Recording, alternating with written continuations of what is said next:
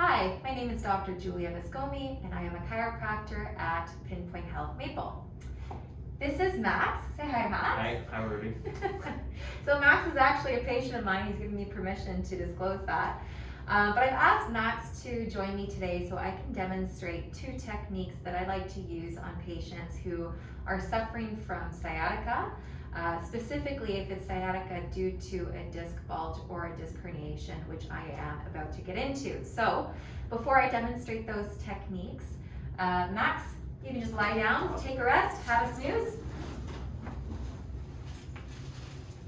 Okay, so as I said in an earlier video, there are a number of different things that can cause sciatica, a number of different conditions, and probably the most common condition would be a disc bulge or a disc herniation. So I'm going to show you what that looks like. Here we have a spine, not in the greatest of shape, but again, I've been playing with him. But you'll see a couple of things on this spine. If you see this little red thing here, that demonstrates a disc bulge. Okay, so if you see, we have these little clear structures here between all of our vertebrae. Those are our discs. They exist for shock absorption. And sometimes a number of factors will cause that disc to bulge or to herniate. The difference between the two is with a bulge, the inside material of the disc is nice and contained. With a herniation, that highly inflammatory material seeps out. Regardless if it's a bulge or herniation, it usually bulges or herniates posterolaterally, so diagonally into the back of the spine. And the only reason for that is because we have a really thick ligament that runs down the back of the spinal cord. So this is a disc bulge that has bulged out posterolaterally, so back and off to the side. And you'll see these little yellow things here. These little yellow things are called our spinal nerve roots. And in the low back, a number of these nerve roots, as I said in an earlier video, course together and they combine to create the sciatic nerve. So when you have a disc bulge or a disc herniation, oftentimes it will impinge on these nerve roots, thereby causing sciatica. So, enough anatomy. Max, are you okay if I demonstrate a couple of the techniques on you? Yes, no problem. Perfect. So the first technique I'd like to show is nerve flossing or nerve gliding. The two terms are synonymous. And again, this is something that works really, really well for sciatica, but you have to make sure you have the correct diagnosis that's causing the sciatica before you perform any of these techniques. But in Max, this is something that's worked really, really well for him. So the whole idea is that the sciatic nerve starts from the low back and it runs all the way down to your toes. And in a healthy person, we are able to bend our trunk all the way forward or flex our leg all the way up and not have any of that shooting pain or numbness or tingling that you often get with sciatica. But in people who do suffer from sciatica, any of those motions, so again, the forward flexion of the trunk or lifting the leg up, will cause tension on that nerve and they'll all of a sudden feel like a lightning bolt down the leg or that really unpleasant sensation that you get with sciatica, right, Max? You've had that several times. You know that very well. Yeah. Okay, so the whole idea behind nerve flossing or nerve gliding is that we want to induce some range of motion. We want to really gently mobilize that nerve.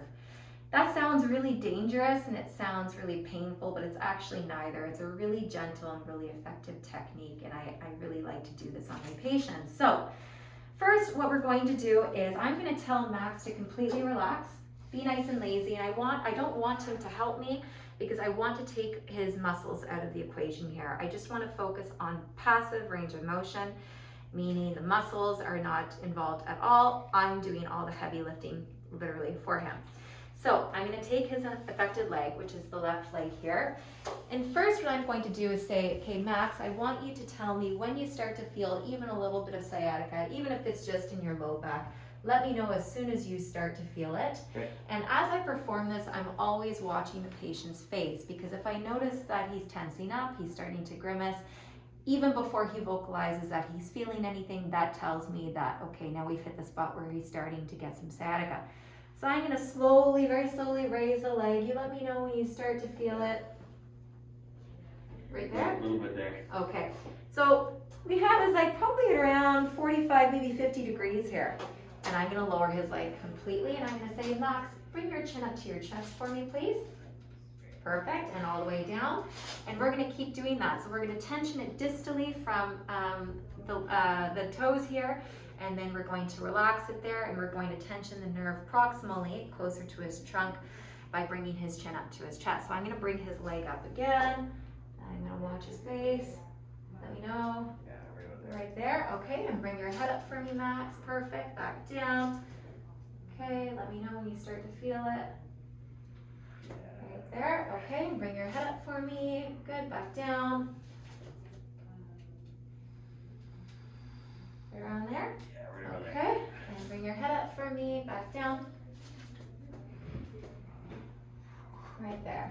Okay, so usually I do this about 7 or 8 times, but what you probably noticed is that with each successive time I brought the leg up, we were able to gain some degrees in range of motion. That's straight leg raise, which is great. You'll often see that within one session of doing multiple repetitions of nerve flossing.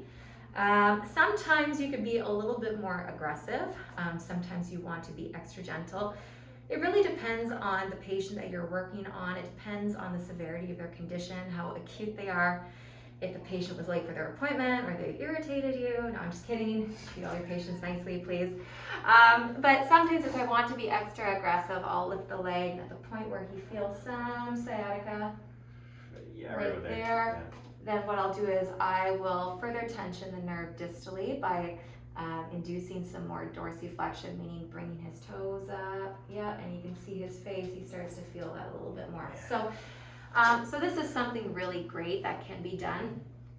I say to patients they can do this at home if they have somebody to help them. You can also do this sitting up as well. I like to do it lying down with patients.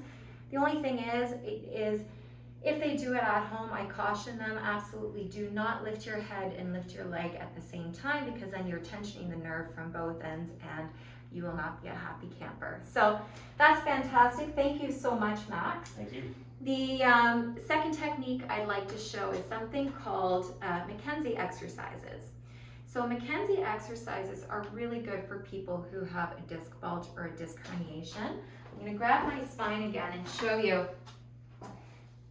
Again, if a disc bulges or herniates, this is a person looking straight ahead here.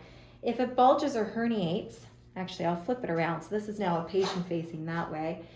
It bulges or herniates backwards. So what we want to do, discs are really sensitive to flexion. They don't like flexion because as soon as you flex the low back, it pushes that disc backwards even more, again, putting more pressure on those nerve roots. So what we want to do is a lot of repetitive extension mobilizations in the low back, and that's exactly what Mackenzie exercises are. They should not be painful at all, and I tell patients, look, it's not a strengthening exercise, it's not a cardio exercise, so you're probably not going to feel like you're doing all that much, but it's really, really important you keep this up because it is highly effective. I really, really, really like this exercise. And I'll tell patients do 2 or 1 set of 30 twice a day, every day.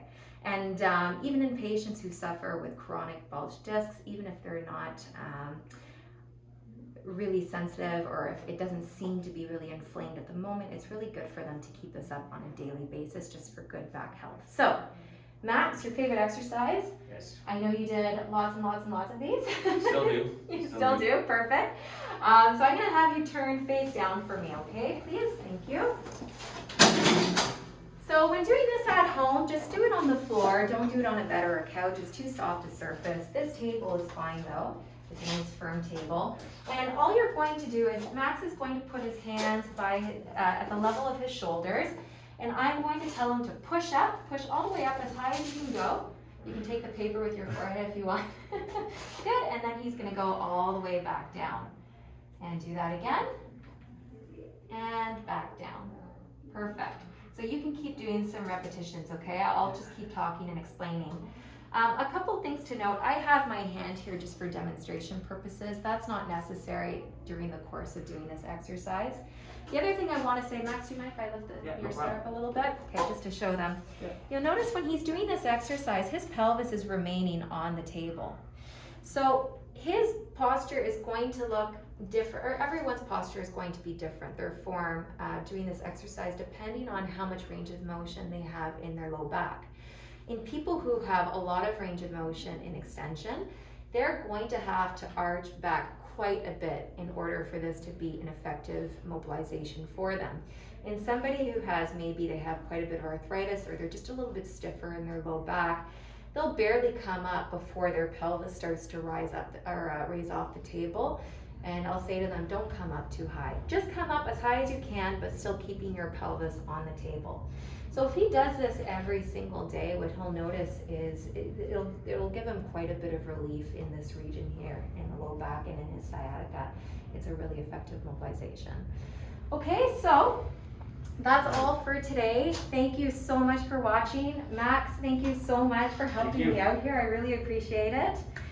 And everyone, stay safe. Hopefully this fun COVID time, it will be over soon.